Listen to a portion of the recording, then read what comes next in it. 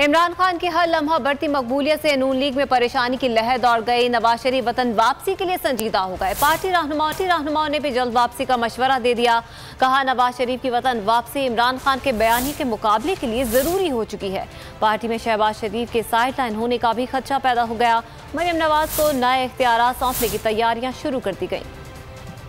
इमरान खान की बढ़ती मकबूलियत से नून लीग परेशान। शहबाज शरीफ का पार्टी में असर और रसूख खतरे में। खान की मकबूलियत का मुकाबला करने के लिए नवाज शरीफ की जल्द वतन वापसी का इम्कान। मरियम नवाज को पार्टी में मजीद इख्तियारात दिए जाने का इम्कान। ज़राए के मुताबिक नवाज शरीफ ने साथियों से वतन वापसी के लिए मुशावरत की है।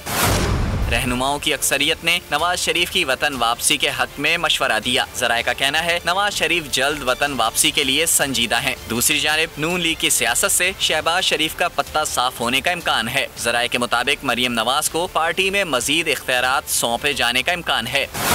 मरियम नवाज जाती उम्रा के बजाय मॉडल टाउन को सियासी मरकज बनाएंगी।